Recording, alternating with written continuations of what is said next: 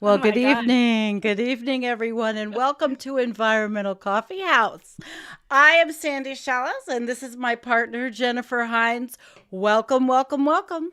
And we hope you liked our appealing, enticing intro for tonight. I thought it was hot. Hot, Hot, Sandy. hot Was baby. very was very hot. I liked it too. Well, guys, we've Dancing. got an action-packed show here for you today. Jet stream, what jet stream? I'm sure everybody's been seeing the weather in Buffalo and all across the nation. So we're going to be kind of talking about the science behind that weather. So we've got an article, the latest from the Arctic News blog spot, and that is called Wild Winter Weather. So we're going to be going through all the graphs and maps and all sorts of things from that. And it's going to be enticing and very exciting. And then we've got a new thing from Partner Science Norway. .no. So this is a group actually out of Norway, and it says data is our key to understanding the world in the future. So this is so interesting, and we've got a fabulous intermission video on this topic that excuse me, Sandy has put together. And we're going to finish up with a really good article, latest from Umer Haig, a Christmas special. Yeah. He's always so Well, it special. was published December 25th. Why 2022 felt like the year of doom, the year three doom loops begin ripping the year that three doom loops began ripping our world apart. So I'm sure that this is going to satisfy everybody's craving, no doubt. So, Yeah. so good to be here, everybody. It is. And It's great to see all yeah, of you. Groot's with us and Lone hey, Groot. Wanderer, Earth Abides. Kim, thank you for moderating as always. Christopher, Canada's in the house. It's all, you're all, Paul Mobley's in the house. Hi, BB. And Midas Lisa. Great to have you because we started a little early. Um, for us, Old Sage Joe, and hi CB. I saw you today on Paul's, the local landscape guy that plows all over Buffalo, has a channel, and he's been showing us all the shitty places that I don't have to drive. And vitamin water to you, Jennifer. Fix your thing again. Hmm. And so, all right, all the places that I don't have to drive, and uh dog dude, and let's see who else. All right. So anyway, she's got to wiggle it. That's all. Just wiggle it, hun. It's okay. We're good. So she's going to come back in because, as all lives do, she's got a little issue with the it's the dongle. It's called the dongle. It's the dongly dongle. Plug it out and plug it in, baby. So it's just par for the course. Jim and I were live the other night, and he's in Alaska. I had to come back out and come back in. So this is what we're used to. It's just your little thingy. Yeah. So this is what we're used to. Jennifer will get it. I'm not worried about it. I am not worried about it. I can't hear you yet. Are we lip reading? I think I'm gonna let's see. All right. So what I'm gonna do while she'll figure it out, because all she has to do is unplug it, plugs and plugs in. It's something like that. Show us that little color. Show us the little color thing. Yeah, that's what plugs out and plugs in. So she's mad. I don't blame her. I would be too. So she's mad. We gotta send Jennifer a microphone. I have a microphone for you, Jen. I really think we might have to send her a microphone, everybody. She'll get it. So anyway. Oh, I hear you, Jen. It's on. Yeah, I unplugged it and put it back in. Oh, see? See? Everything works. Everything works, Can you hear guys. me now? Can you hear Absolutely. me now? Yes. We can You can hear hear you. me? Yes. You know what, honey? I have PTSD from doing No, this show. we have to My have. God. Okay, then we're going to do the 10 seconds. Gosh. I'm going to gong it again. I'm going to gong it again. Where's my gong? We'll gong. Let's take a deep breath, everybody. Yes. All right. Yeah. And then we all right. So we're good. We have a great show planned. Yeah, And we do. let me see, what is Foggy saying? Hi, Sandy and Jennifer.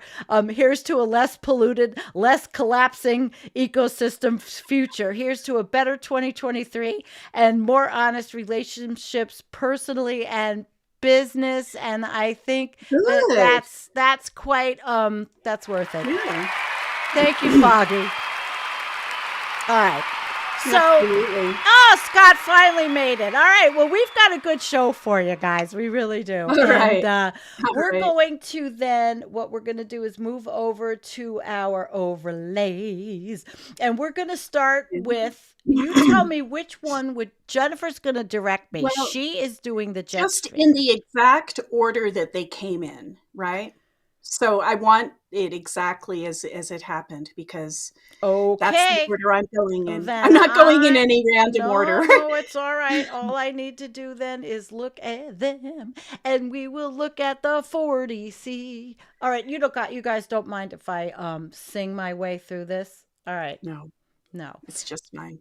I love singing. So I'm singing my way through this. We're going to have a happy fucking new year, so why not? So this was the first one in the article that Yeah, yes, I believe exactly. it is. Okay. All right, all right, all Yay. right. Yay, yay, All right, yay. all right, all right. So, you guys, you know what this is? This is actual temperatures, right? This map that we're seeing right here, this is not an anomaly or anything like that. This is actually how the temperatures are, and you can see it's much, much, much colder over the land. And this was how things looked on December 23rd. And this is when all the cold air was coming out of the Arctic. So what I want to kind of pull your attention to is put your eyes on where you think the North Pole is. It's like right above Greenland, and just keep going up a ways and kind of like slip it over there. And you can see the actual temperature of the North Pole right here. It's actually 7 degrees, 7 degrees Fahrenheit, I believe. And this purple stuff coming down, it's kind of slipping down the Rocky Mountains. That's how it comes down. That we had temperatures here in Boulder like negative 17, something Jeez. like that. Unreal. And that's when this thing's coming down. Ooh, so you boy. can see automatically the delta between the North Pole, which is 7 degrees, positive 7 degrees, and down here in Boulder, Colorado, this was like negative 17 degrees. Unreal. So right away, Unreal. you see it's not above freezing in the Arctic, but still it's really like relatively warm compared to that. So that's what we call the splitting of the polar vortex. So all this hot air, the jet stream actually goes nearly up to the North Pole in these cases. It happens in winter. It's been happening in winter like the last 10 years, right? A lot of you remember like how, well, we won't go into that. That's a whole other thing. But this is very, very cold temperatures that just slip down the Rocky Mountains. And consequently, I assume that it happened over in Siberia as well. Kind of looks like it did. But right in the North Pole, there's nothing. You know, it's much warmer there. So that actually, and the winds that accompanied this, the other thing that was crazy about this was the temperature and the pressure shift. Like it just became very, very windy. It was probably mid 50s Fahrenheit here in Boulder, Colorado, the day before this thing happened. And then like, it just came in like a train, you know, just so much wind. really, really strong wind. Hmm. And behind that thing, this big Arctic front slipped right down the Rocky Mountains, so Oh it my was God. intense. And this is the thing that drove across the country, basically the US. And that thing in Buffalo that everybody's been hearing about, all that Oh snow, no. it's part of this thing. It was a mess. And Yeah, it it's was a well, it mess. still is. It still is. It was definitely still snowing today for my kid up there. So yeah. Mhm, Uh-huh. mhm. Ah. All Yeah, right. so that's just pretty interesting, kind of a setup to this whole thing. So let's see. Let's go on to Temperature. the Oops. next Temperature. one. Which was the second one? It was the temperature. Yep, that's it. All That's it. right. All right. We're Yeah, doing yeah. good. So this is here it says it was 56 negative 58 degrees Fahrenheit in Alaska. Holy moly. That's crazy. You can see that purple up in Alaska, right? See Mm-hmm. that? That was like the more purple it is, the colder it is. So you can see it started there and it just came right down the center of the United States. And then this gives kind of a full, you can see Greenland's really cold. And then over in Siberia, there's two prongs of this thing. But what's most notable is that the temperature was 7.4. If you see over on the right hand side, that little green dot, that's the North Pole. And that was 7.4 degrees Fahrenheit. And So my pointer's not pretty working. interesting. Pretty interesting. Well, I think they can see that. Yeah, of sure, sure. It just doesn't work over the overlay for some reason. Yeah. That's okay. Yeah. Yeah, it's not. These great graphics, really good graphics. Yeah. All Yeah. right, It's and the fascinating. next Well, but it's one. important to know that this is not just any old graph. This is Right. abnormal, and this is indicative of abrupt climate change. And we can kind of throw this stuff around because we're so used to it. But this is what we're seeing. We're seeing the splitting of the polar vortex. That's what Oof. it means. All right, and we're That's going to what it move means. on, and we are going to find the next one, which is Yeah. the wide angle. Yeah. And I am okay. Let's turn off the other one. All right, so we All have to right. just get rid of this one, Let me and see we get what the you're wide showing angle. here. The wide Okay. angle. Here you go. There's the wide angle. Look at that. Yeah. Wow.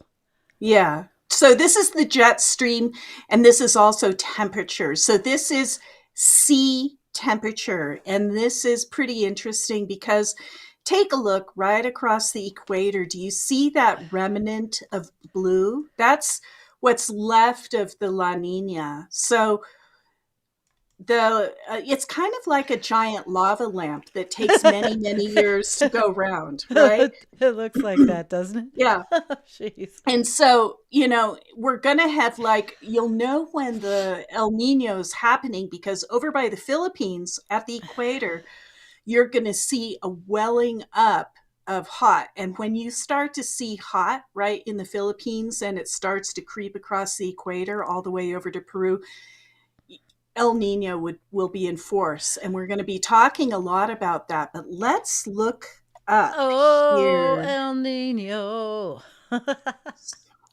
We have to write the El Nino song. Oh yeah, yeah. Yeah. Somebody will do that. I'm not really musically talented. Somebody write us a song for El Nino, please. Yeah. Yeah. So that's just that's pretty informational right there to kind of understand what that is. And I'm trying to sort of decode that big blob of yellow in the quadrant that's up in the upper Yeah, it's a little hard to. left. Yep. Yeah, it's All it's a that big yellow. blob of yellow.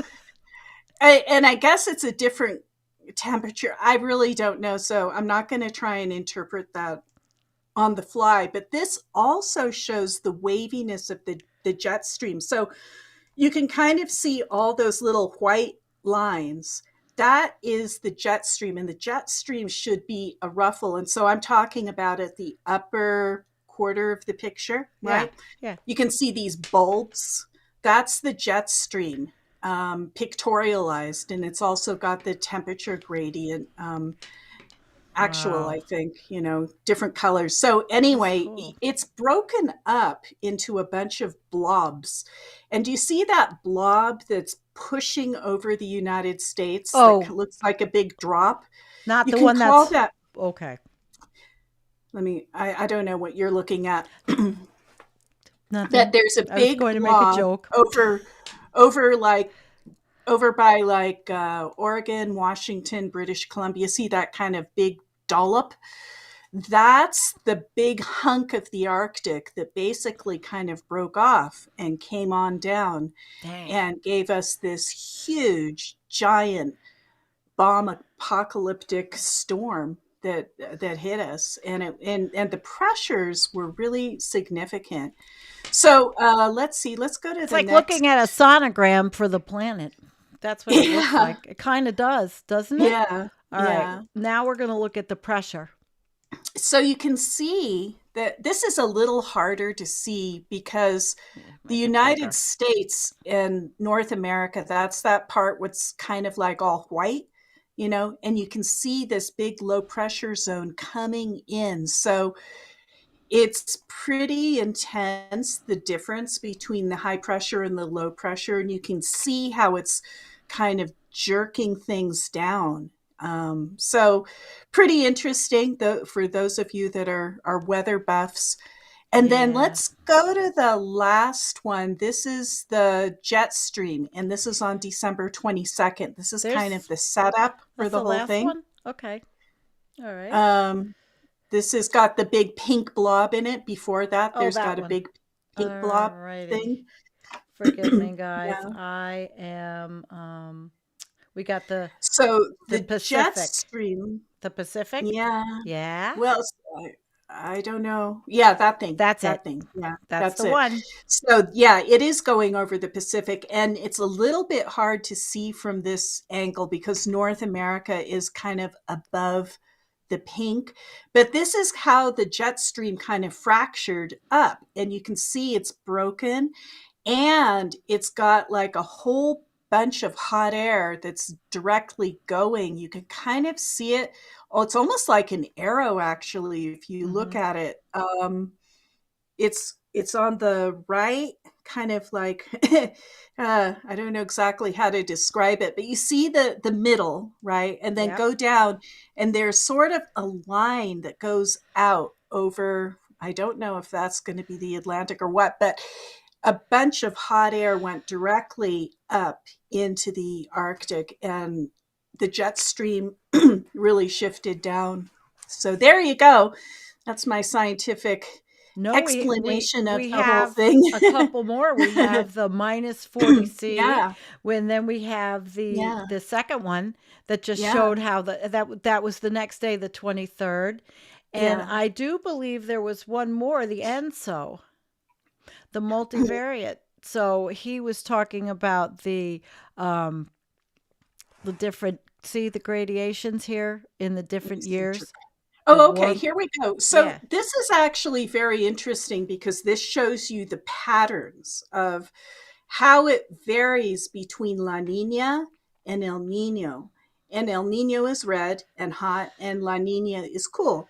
And there's a line driven right through kind of the average of the whole thing, but you can see we've been in a triple La Nina. Do you Mm. see over on the very right hand side, the blue? One, Mm-hmm. two, three, and it Mm-hmm. doesn't go any deeper than that. And so this thing has gotten 3 seasons really of La Nina, 3 years of La Nina, which I is know. pretty unusual. Wow. And so Wow. it's gonna flip back right now to El Nino, and Unreal. that is going to release a heck of a lot of heat, and it's going to make the weather more abrupt, and it's just going to be much hotter. So there's that, Sandy. Yeah, There's and then that. there's I've been looking at the comment sections Oh, for the really? Buffalo storm, like YouTube's, and Oh, yeah. every clueless moron, is saying, oh, global warming, what global warming, with no concept. And I would love people to come here and learn about this, between Jim's show the other night on Sunday night and our show. We're kind of showing what's happening in a scientific method, with a scientific way. And we are going to move on, because tonight, guys, we're going to be a little nerdy. It's a bit of a data night. It's data night. Now, it's data night. Yes, it's data night. And face it, data is what drives everything we do, right? Data. It does. It drives all of it. And we love data. We love data. So while I'm talking about data, let's look at something with color. Okay. So anyway, I found this young scientist who is amazing. And I'm going to bring up the article, and we're going to look at this article, and then we have an intermission video. Now, it's a bit, it's a little long, and but it's good. And we really want you guys to learn about, well, not that you don't know, but it's what we want to show you. So we're going to show you this young guy, and I'm so happy that these scientists are not Michael Mann. Oh, I mean, the whole new generation. I can't stand him. I don't like the man. I'm sorry. The whole new generation. I don't like him. Well, anyway, so let me start this. The article it's from the University Center in Svalbard, and data, and we know data is our key. It is completely our key to understanding the world of the future. Okay? Now, we know there's a world in the future. We just don't know how long the world in the future is going to last, but let's look at this. For all of you data geeks, let's go. So the future is a world full of standardized data that is easily accessible and understandable to all. Anyone will be able to retrieve and display global maps of different parameters with a few clicks of their mouse. I love it. Or maybe by asking their voice-controlled smart assistant. This will revolutionize how scientists work and how easy it is for members of the public to access, understand, and engage in science. And boy, it is so sorely needed. But the first step is for scientists to publish their data in a standardized way. Now, guys, if I find that this is repetitive, I'm going to show the video, because it's good and it's cute, but I'm going to go through what this is. The Nansen Legacy Project is now turning from heavy field activity, deployment, and pickup of the instruments and satellite monitoring over to results. The project has collected millions of samples and data from expeditions since 2018 and has gained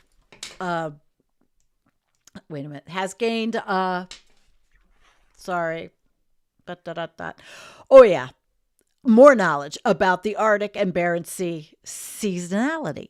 So, and we love the Arctic, don't we, Jennifer? I mean, we love it. So this project really, I was like, oh my gosh, I'm thrilled, actually. We love it. Yeah. And this guy, his name is Luke Marsden. And I am, happy to have seen this. And have asked him, who oversees the data legacy in the project, about his important work. He is already known for bringing scientists together to share and use data in the best possible way. So a lot of old knowledge and data has to be updated, and consisting of 10 different institutions with 10 different disciplines. The Nansen Legacy Project needed someone to advise on how to manage the collected data following the best practice available. So the definition of the word data is incredibly broad. The word derives from the plural of the Latin datum, which means a thing given. So what is data? I think this has evolved to something like information about a thing. when most people think of data, they think of numbers, but data can be descriptive, facts, or even images, things like images. For me, Luke, data is what drives knowledge. So really any information about any object can be considered you know, data if it is the subject of some research, and research in the broadest sense. So better for the future scientists if we publish our data now. Well, scientists in the Nansen Legacy Project have collected data all the way from outer space to under the bottom of the ocean. Oh my God. I'm such a nerd. I love it. We wonder if, yeah, it's great stuff. We wonder if this is a lot to handle for one person. So I agree it would be. But my job is to help people manage their data themselves, not to do it for them. So it's giving people the tools. And when you do handle the data, you do understand the bigger picture. I really believe that. I lived it. You know, both Jennifer and I have done data in our lives for our careers. I mean, you know, handled data. So I agree, and he wants to help them. So he says, there is far too much data for me to manage alone. Mostly, my job is to teach people how to manage their data and develop tools or applications that make it easier for them. So researchers should publish their data and manage it. But historically, this has been a big problem in academia. And according to this Nature paper, only 20% of research data is available 20 years after a specific paper has been published. So it's the job of the data manager to drive a culture change when it comes to publishing data, as much as it is to teach people how to publish their data. So getting, you know, rank and file. Listen, they've observed things. They have pictures. They have information. And instead of just throwing it in a TikTok, it could be used maybe in a project like this. So good communication skills are an important part of being a data manager. And he said it was something that he didn't realize until he took the job. So he likes all this stuff, you know, running research, giving the workshops and presentations, or even the YouTube videos. He's trying to spread his wisdom. And at a young age, it seems like he's got a lot. So there's a few pictures. The road from the Arctic to the data center, Barents Sea sampling, logging, saving, preserving. And the world is full of rapid change. We cannot hope to keep track of all this change unless we record and document carefully. We cannot hope to keep track of any of it. So otherwise, they don't have a clear picture. Look at that. The technology. You know, you look at the technology and you say, okay, we're so screwed because there's so much of it and we're never going to get out of it. But this is using technology to tell us about our beloved Arctic.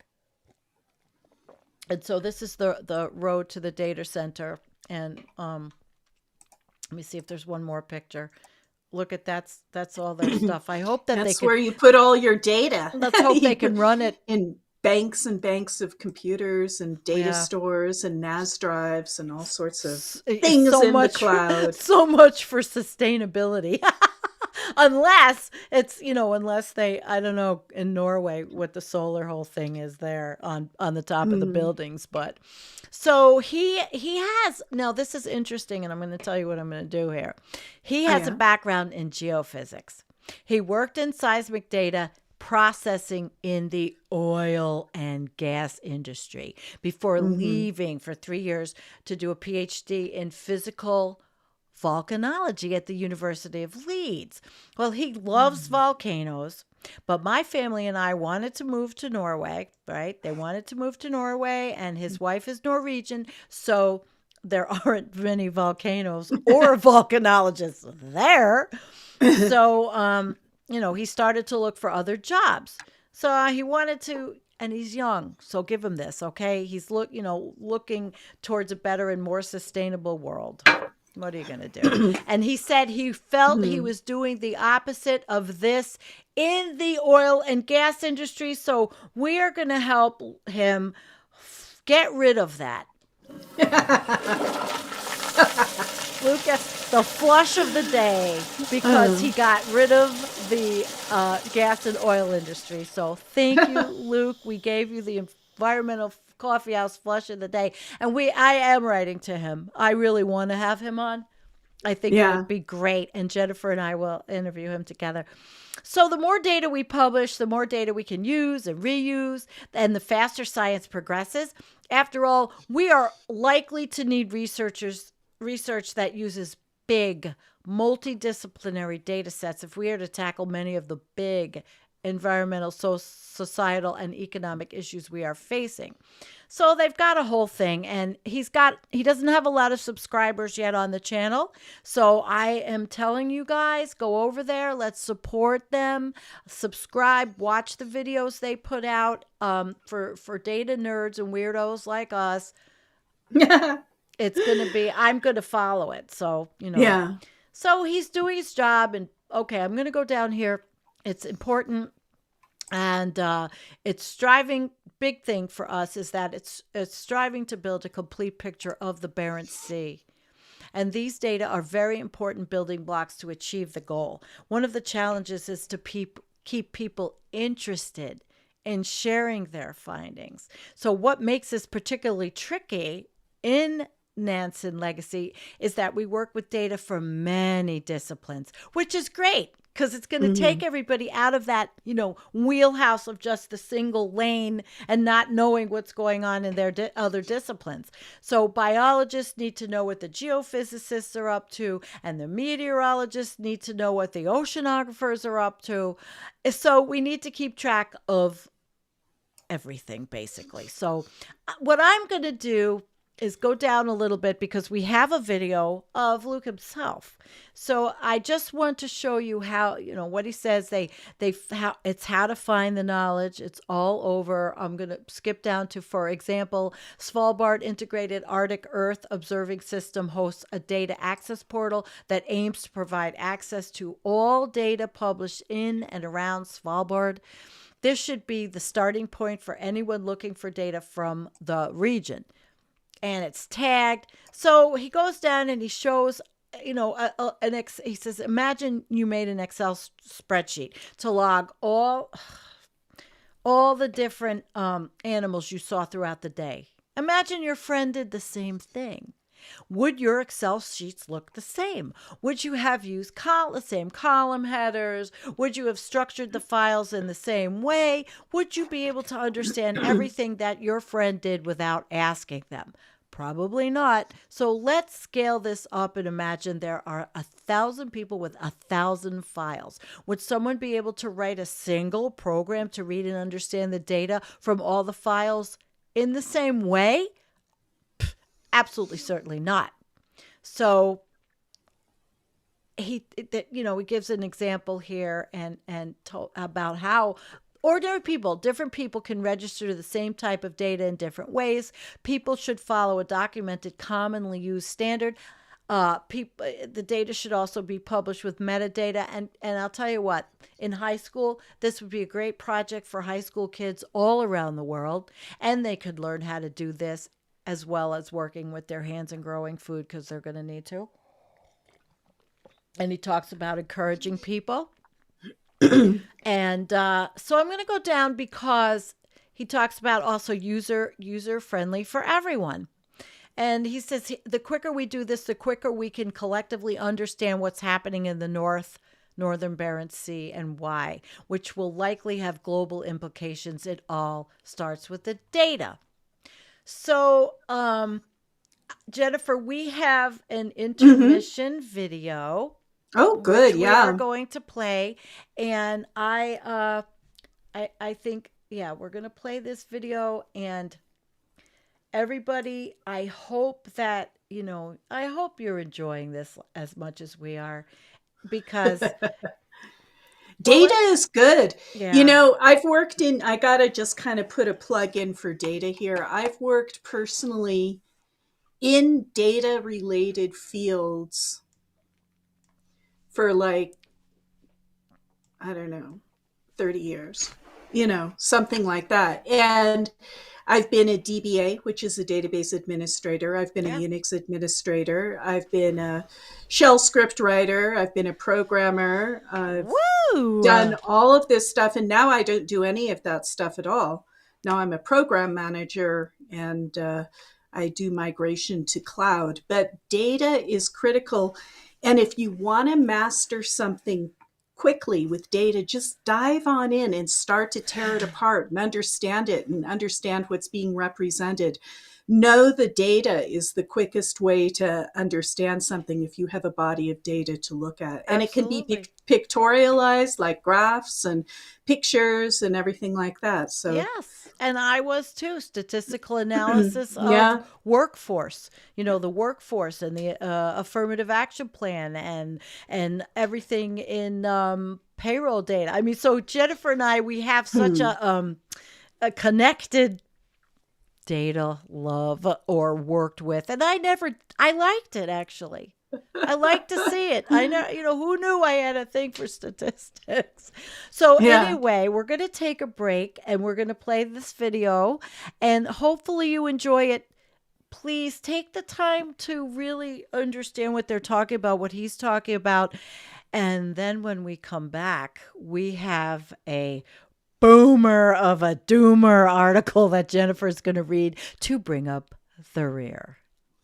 All right, let's go. How can we keep track of all the data that we collect on scientific expeditions into the Arctic?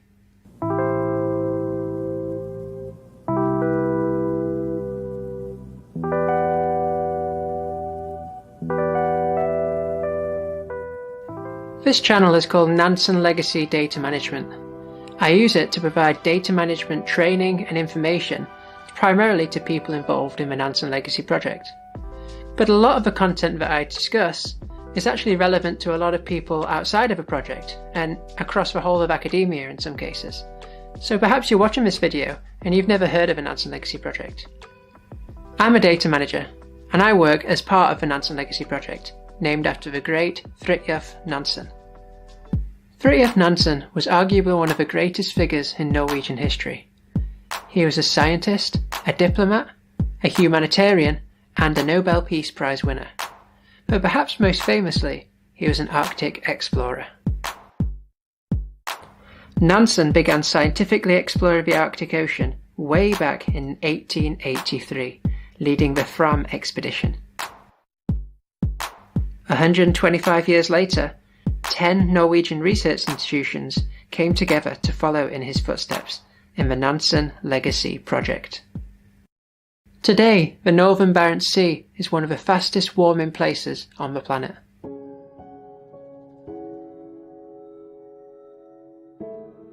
We can see this from the increase in the heat content of the ocean since the turn of the century. The Nansen Legacy project explores what impact this climate change is having on the northern Barents Sea and the life that lives there. We do this through multiple research expeditions, many of which take place on Norway's new icebreaker, Kronprins Haakon.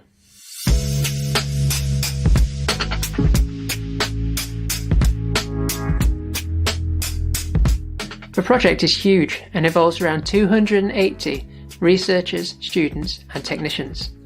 It's multidisciplinary. It includes geophysicists, biologists, chemists, engineers, meteorologists, oceanographers, geologists, probably more, and they all together collect a wide range of different data.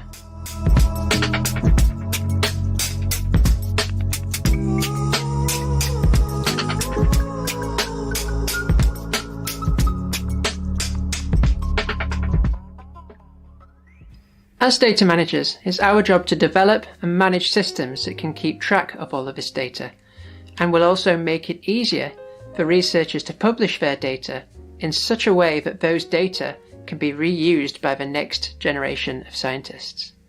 But this is really tricky, particularly in such a large and multidisciplinary project, because different disciplines follow different standards and conventions, and so the system we develop has to consider all of them. But this multidisciplinary nature of a project makes it all the more important that we have a single system in place to keep track of everything that we've been doing in a consistent and standardized way. So we can make the biologists aware of what the geophysicists have been doing. We can make the oceanographers aware of what the meteorologists have been doing.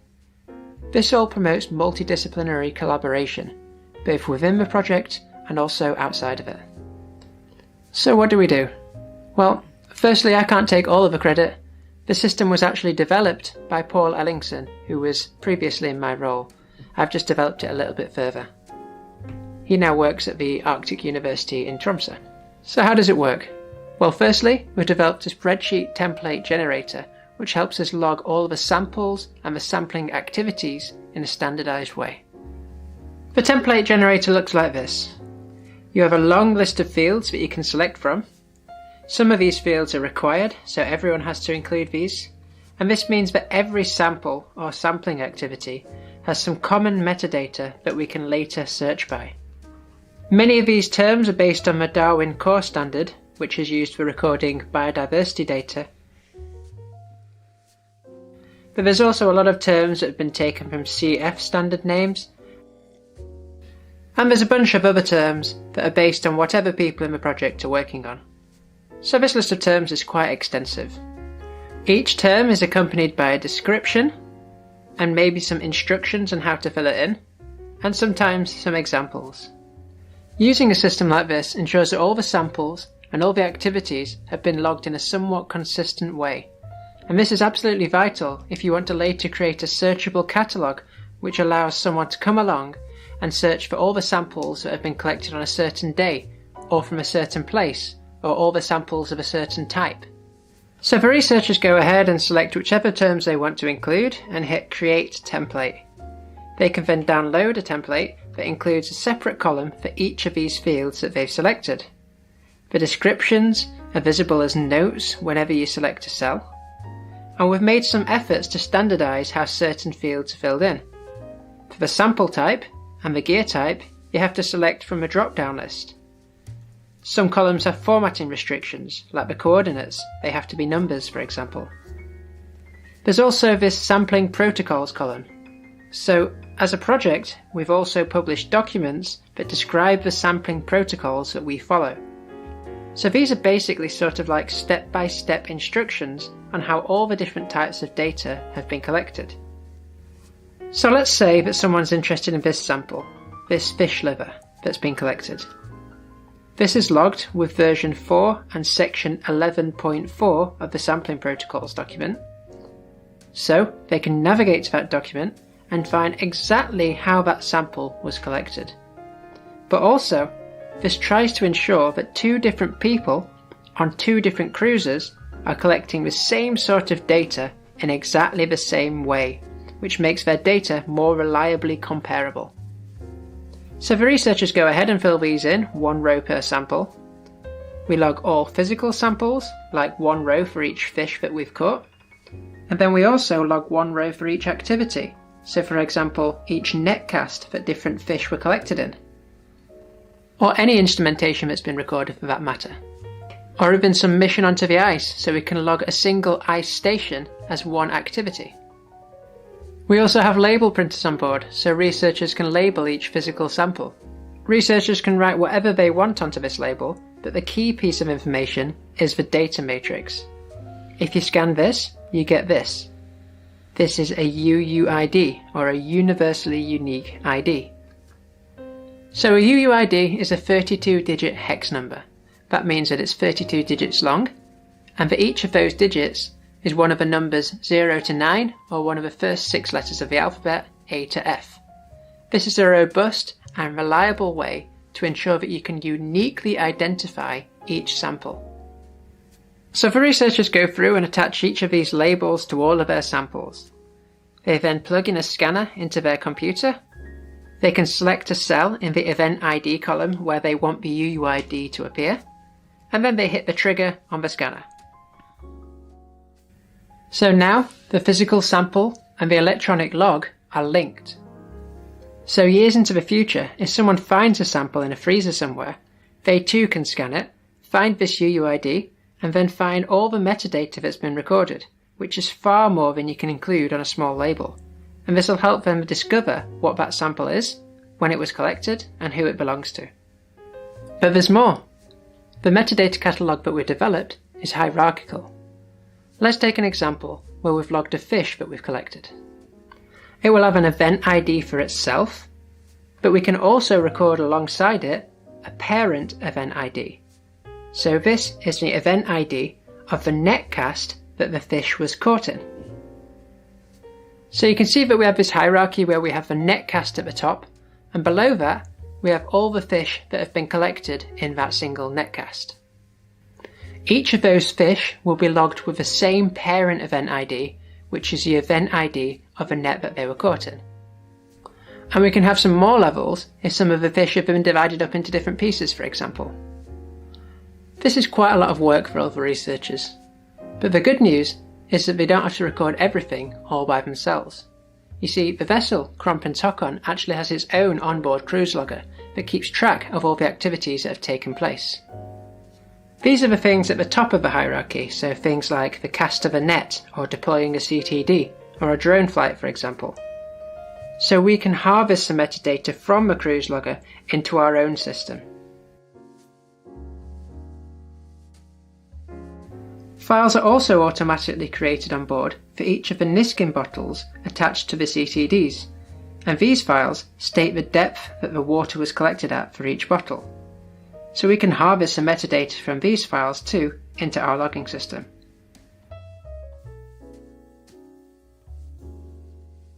The researchers then just need to log each of the water samples that they collect from each of the Niskin bottles. At the end of each cruise I get sent all of these logs. I look through them all, discuss with the researchers, and make any small manual changes that need to be made. Then I feed them all into a single PostgreSQL database. After this, we have metadata related to all the records that have been made across all of the cruises across the entire project in a single place. Now the scientists work really long hours when we're on board. They're exhausted, and this is just another task on top of all of their other tasks. So some errors creep in, but fortunately we know that the metadata related to these activities at the top of the pyramid are reliable because they've been harvested automatically from another logging system. Now the samples should share a lot of the same metadata as the parent activity that they've been collected in. Now things like the coordinates, the time, the station name, they should all be the same. So because we've logged alongside each sample the ID of that parent activity, it's possible for us to copy down the metadata from the parent activities to the samples and correct any mistakes that have been made. After all this is finished, the metadata catalogue is hosted on the SciOS webpage. We now have a searchable record of all the samples collected from all the cruises. Anyone can now search for all the samples collected on a certain day or from a certain station, or all samples of a certain type. This can be used to make researchers aware of what data other people in the project are collecting, so they can collaborate and plan what needs to be done on future cruises. It's also possible for researchers to come to this site and retrieve all the updated and corrected metadata for their own samples. They can just upload a file that includes some event ID column, and all the metadata from those event IDs will be pulled into a new file that they can download. If the input file also included a column for the data, the output file will place this updated metadata alongside that data. The output file is then the data alongside rich metadata that's standardized and already considers many of the standards that people must consider when they're publishing data. It's therefore far easier to convert these files into netcd-fcf files or Darwin Core archives that are compliant with the FAIR data management principles. Okay, we hope you liked that. It was long, but there was a lot of information, and some of you might like it, some of you may not, but if you paid attention, you'll see that eventually all of that data is going to be collected and it's going to be usable to people like us and bring information to you. And, it was different for us, to bring you that. So hopefully you'll want to check more out about this. And the young scientists, we don't know what's going to happen. Nobody does. And the research goes on. Probably what? Up, Jennifer. Unplug, come back. So the research goes on. And Gary says my volume's low. You're fine. Gary's like, my volume's low and I'm moving away. Yeah. We're just. Can you hear me? Yep. Absolutely. Good. So okay, cool. All right. What did you think? Well, I think it's really good that he's put a system together in standards so all this data can be collected and connected.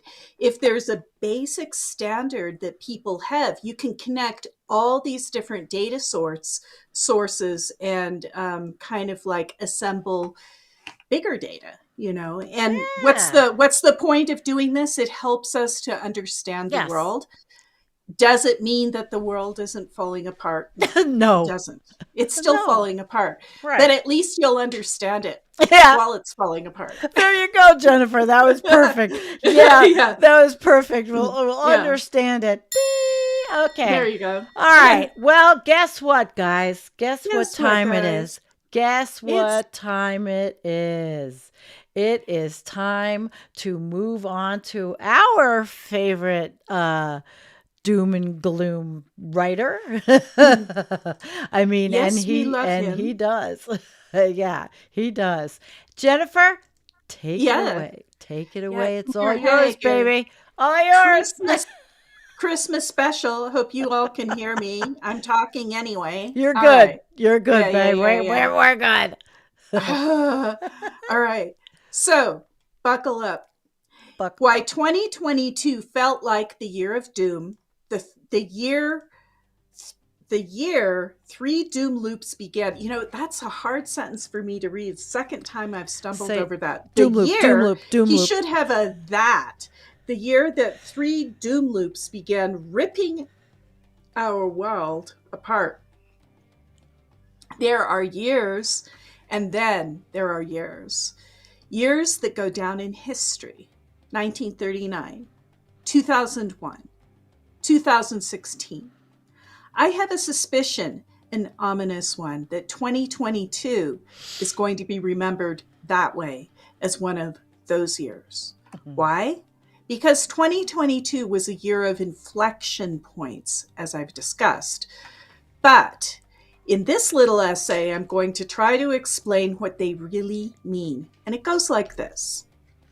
2022 was the year a series of doom loops kicked off in earnest at the heart of our civilization. That's a new one. Doom loops.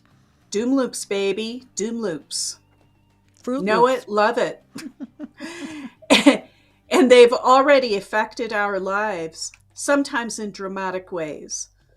Only we might not have noticed their civilizational global impact. And yet, that is precisely what is happening. If it feels like our civilization is coming undone, that's because it is. And that, in turn, is because there are now a series of doom loops at work, circling like great gyres, hurricanes at its very heart. Now, these are abstract, so stay with me as I try to highlight their contours and shadows so you can see them. Let me begin with the first one, which is the easiest to see. What was your biggest source of stress in 2022? If you're like most people, it was probably financial stress. That's because prices went absolutely stratospheric. The headline numbers, inflation of 10%, mask the truth that basics rose by staggering, shocking amounts. You'll go to the grocery store and bread, flour, sugar, coffee would all rise in price every week. Sometimes it seemed every day. So it went on for nearly every kind of basic, from energy to medicine to water. Shortages, too, began to hit economies from feminine products to antibiotics, harbingers of things to come. These shattering price rises meant something. They weren't just, as naive commentators claimed, the effects of pandemic aid. After all, even in poor countries where there was no pandemic aid, prices skyrocketed. There was a deeper cause at work here, one that nobody much really wanted to discuss because, well, it was so ominous and weird, it seemed like the stuff of science fiction. Climate change. You see, in the 2020s were the decade the mega scale impacts of climate change arrived with a bang, a big bang. And by 2022, the economic effects of those mega scale impacts began to be felt too. How could they not? America and Europe's great rivers began to run dry, not to mention China and India's. Mega fires, which scorched entire regions, became regular seasonal events. A mega monsoon left a third of a major country underwater. And all that in practice, it meant economic shock. What economists call exogenous shocks, to be precise, out of nowhere, crop failures began to happen. Energy came at a premium. The price of water and gas rose. Wheat, sugar, coffee, just a small list of basics hit by crop failures and rising prices. That's the first part of the doom loop, not just climate change, which we'll come back to, but prices rising.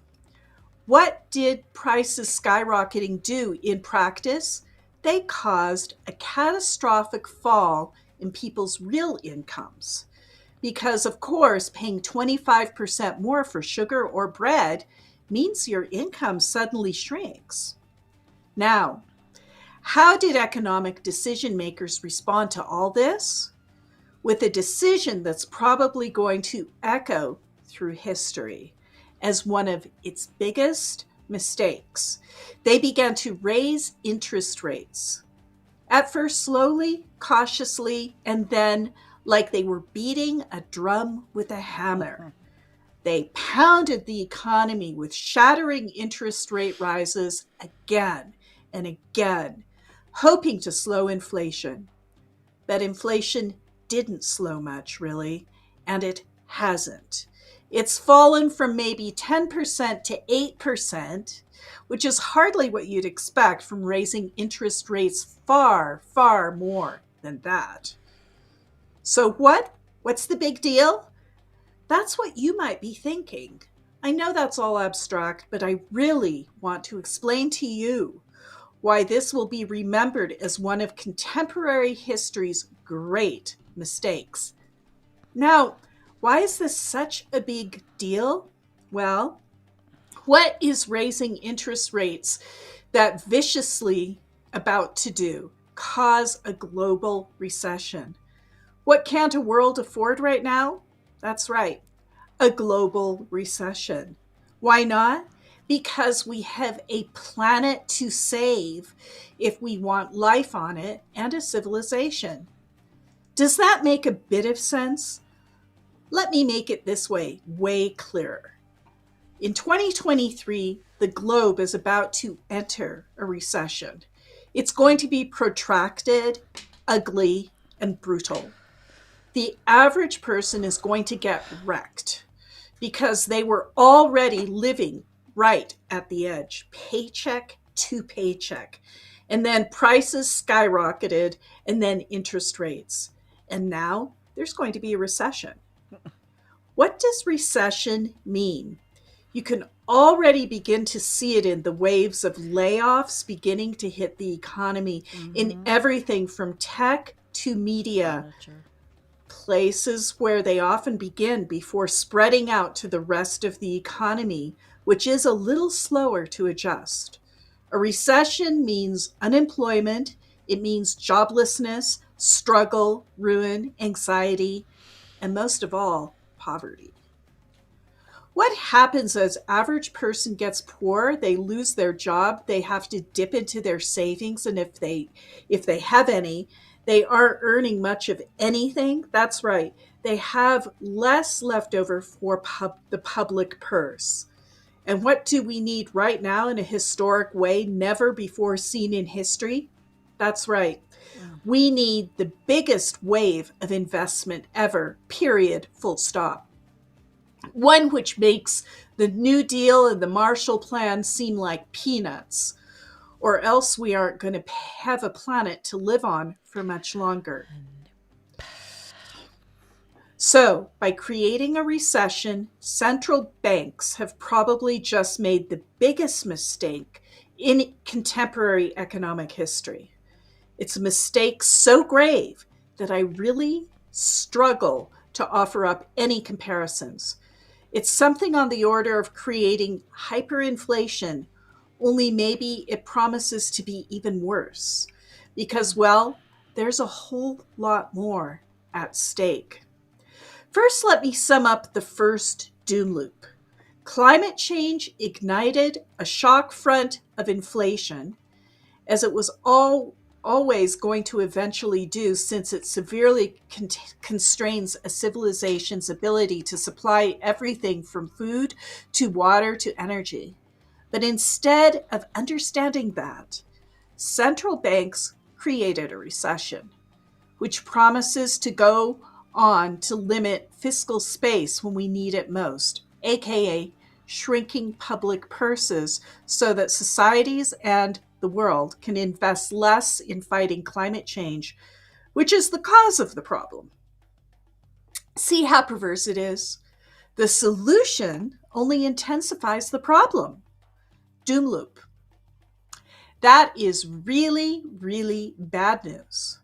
Right about now, we need not just the political will to fight climate change, but the economic room to actually do it too, to invest like never before in human history. But it's hard to do that during a recession because societies are getting poorer. Bang! Doom loop. Now, let's talk about doom loop number 2, which is related. This one's climate change itself. What else happened in 2022? Well, it might be hard to remember now that it's Christmas and America's blanketed by sub-freezing temperatures during a great blizzard. But by way back in the summer, well, heat went off the charts. In Europe and Britain had their hottest days ever. London was hotter than India and Pakistan, and so was Paris. Why did all that happen? Because greenhouse gas emissions kept on rising. You see, they briefly fell during the pandemic, which induced some kind of false sense of confidence in some. Hey, look, we solved the problem. Wiser minds said, no, that's just because the entire world's literally coming to a standstill. And if that's what it takes to drop emissions by a few percent, we're in even deeper trouble than we thought. The wiser minds, turns out, were right. As soon as normal life resumed, not that COVID's gone anywhere, just that lockdowns were lifted, emissions skyrocketed back up to their previous peak. They continued on a relentless upwards march that they've been on for centuries, accelerating out of control. Now, that too is a doom loop. Only maybe this one's harder to see because it's hidden in plain sight. It took the entire world coming to a standstill to make emissions fall a little bit. The moment that life went remotely back to normal, they skyrocketed again. In other words, in simple terms, our entire way of life is incompatible with having a planet to live on. The only thing we've ever done in history that came remotely close to saving the planet was, LOL, lockdown. So here we have an impossible choice. If our economies grow, only then do we gain the fiscal space to make the investment we need to fight climate change. But growing our economies means carbon emissions rising anyways. Not to grow our economies, as happened during COVID, might be great for the planet, but that's not been very good for us. Because while nerds like you and me might not have thought lockdown was a huge deal, the average person needs something to do, or else they go bananas. Now, this doom loop can be summed up thus. We need to grow to generate investment to fight climate change. But that growth is itself industrial, dirty, and thoroughly risky because we're already at climate change's greatest tipping points. Who knows when we'll finally trigger something like the slowdown of the ocean current or the catastrophic melting of the ice sheets. That's what we're playing with. The transition to green growth, in other words, must still be powered by dirty growth, which is the only way to pay for it. But even to do that much, we risk a very great deal. And that's before we get to billionaires skimming the cream off, taking all the gains and making investments that much less likely.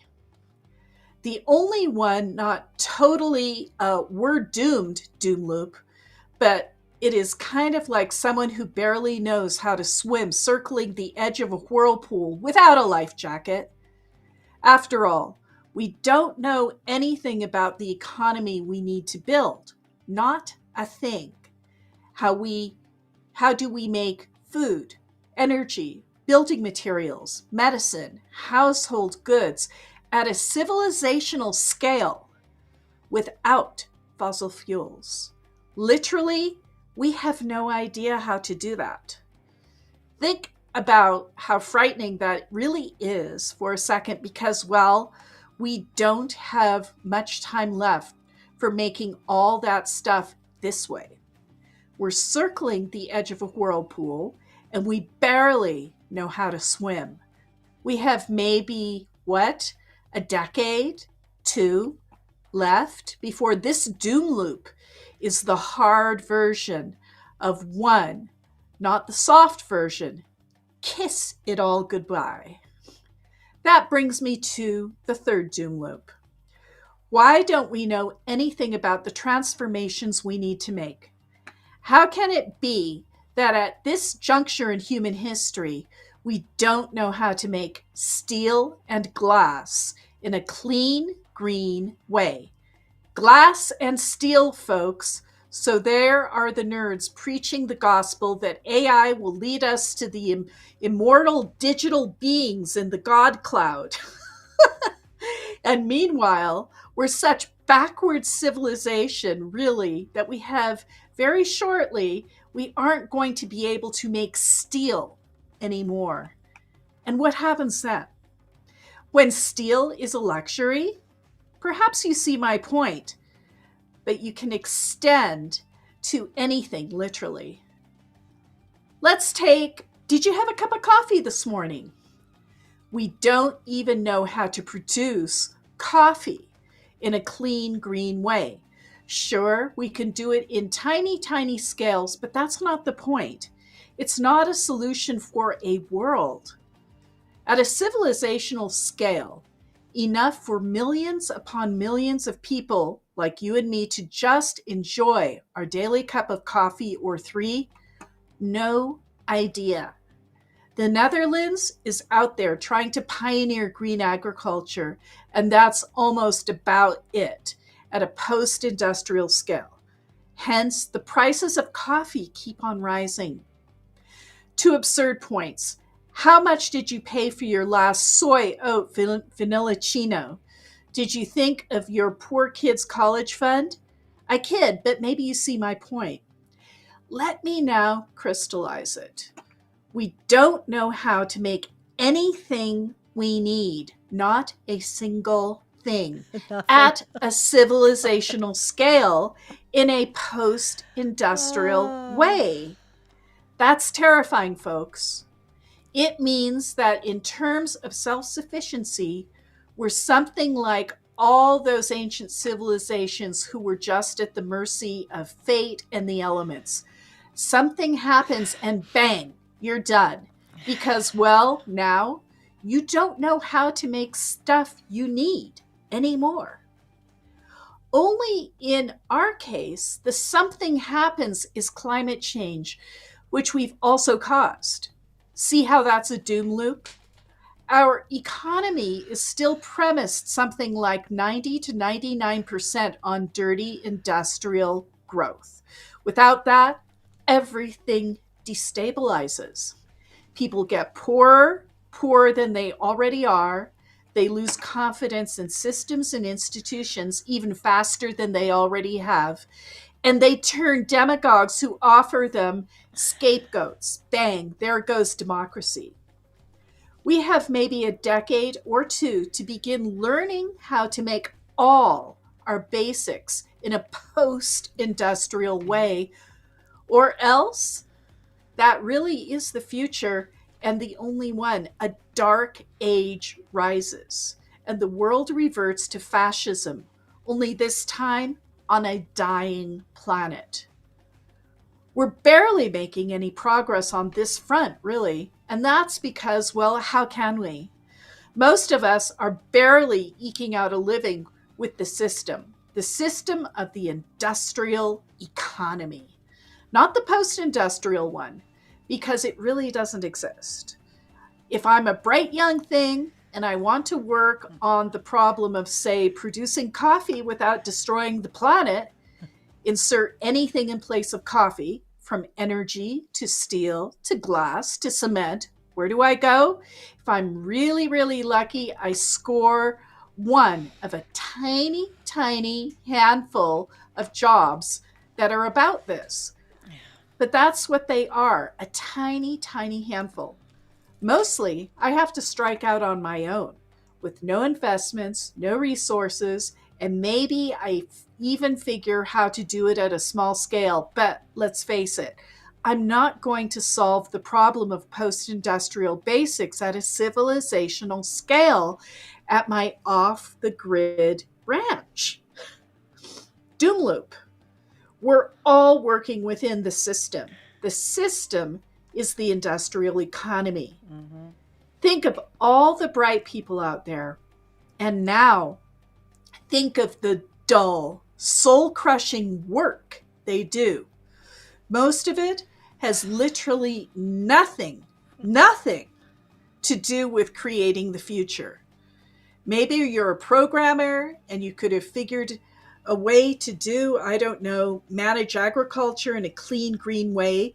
Now to survive, to live a decent life, you're stuck coding. LOL, the metaverse. Instead of the research like we were talking about, which Right. is productive, not the bullshit metaverse. Right. Oh my God, sorry. I know. Sorry. So awful. So awful.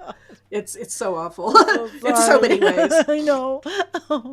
While the actual planet dies, maybe you really, really wanted to explore the problem of farming in a clean, green way.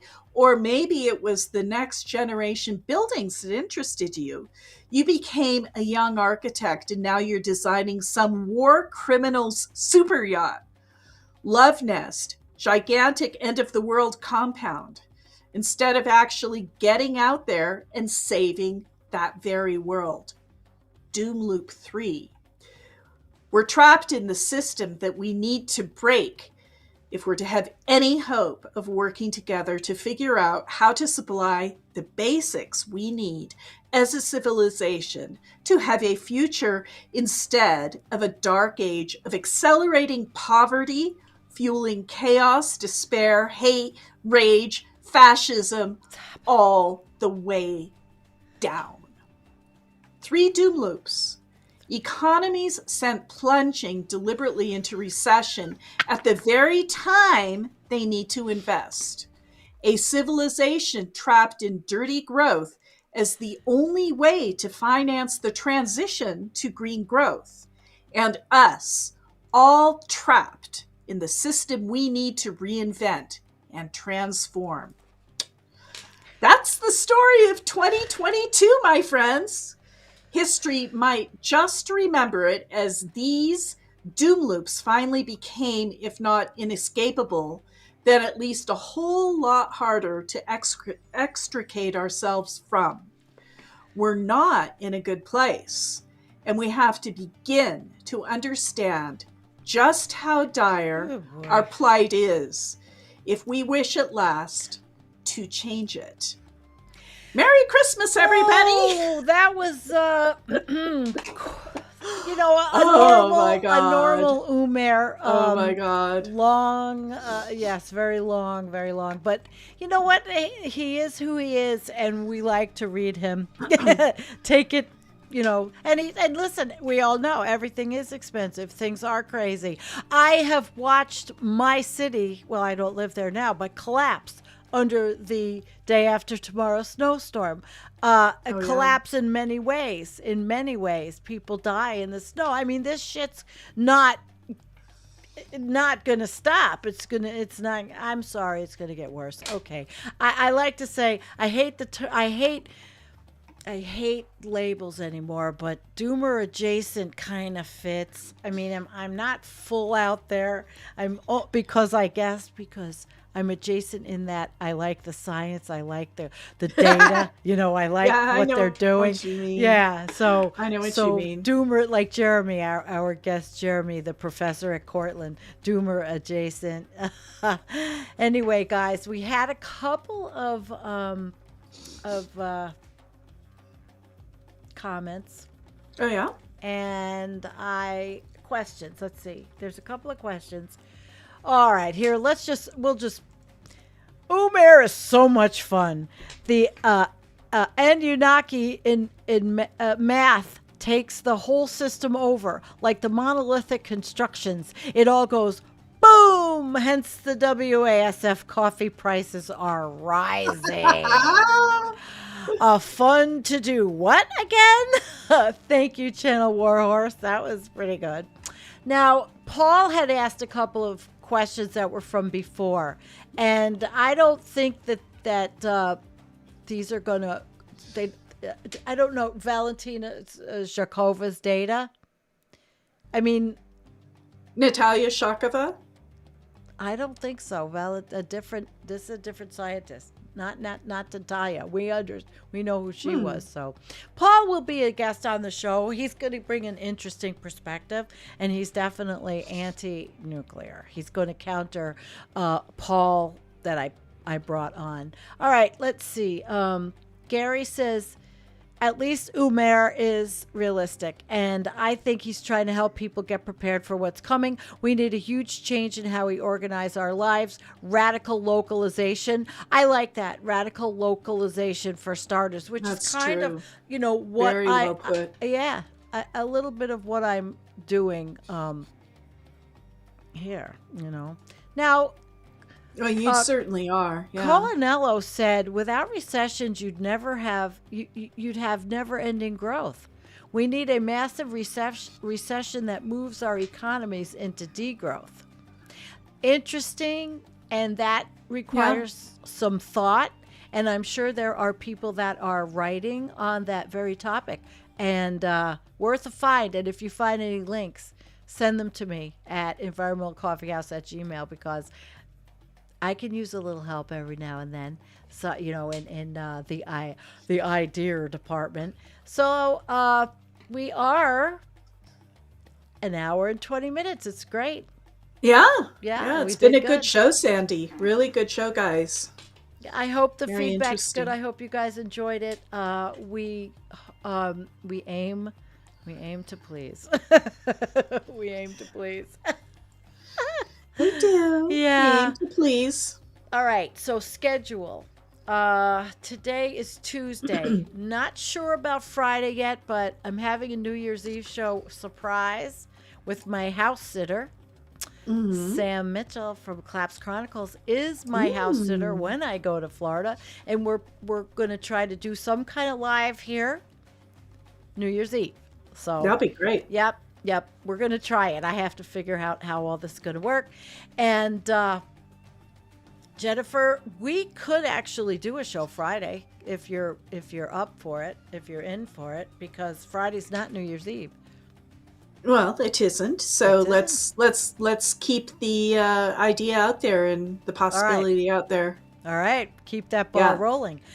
All right, well, everybody, thank you so much. Truly aghast and Billy Joe Smo and Henry. It's really great to see you from Australia. Henry's here, Henry Holt, longtime follower of many of our channels. Andy says that degrowth is contentious, proves rather more stringent solutions are required.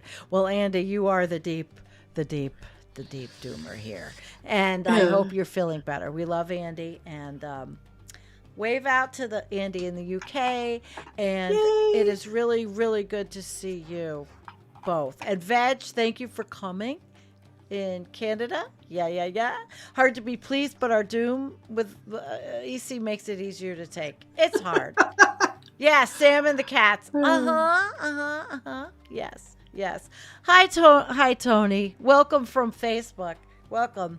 We forget, so we are on Twitch and Facebook. So to the person that asked me about fixing Twitch, I guess I'll have to look into it now. All right. Good night. We everyone. did it. Jennifer, you got the closing remarks? Well, I really enjoyed, as much as I can ever enjoy an Umair article. I kind of love it and hate it at the same time, but he gives us ways of talking about things. He gives us a language, and language is so important. So this time he's given us doom loop, and it sounds cuter than it is. It is non-cute, but at least when it hits, it's kind of like being in one of those Mexican finger thingies. Yeah. Oh, ow.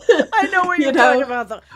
Yeah. Doom loop. Yeah. Doom loop. We just have to do the best we can and keep supporting each other and work it out for ourselves the best we can. Radical baby. localization. I think that's a great concept. I think that's the way it's going to have to go. I like that. Radical localization. I'm going to have to talk to my radical local peeps.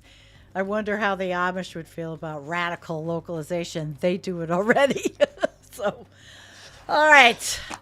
Good night. Human, thank you for coming. It's been a while. And Tom Hall and Earl Larson. Earl, we did the flush earlier. So, you're shit out of luck if you didn't hear it. All right. We love you guys. Nighty night. Okay, guys. Night.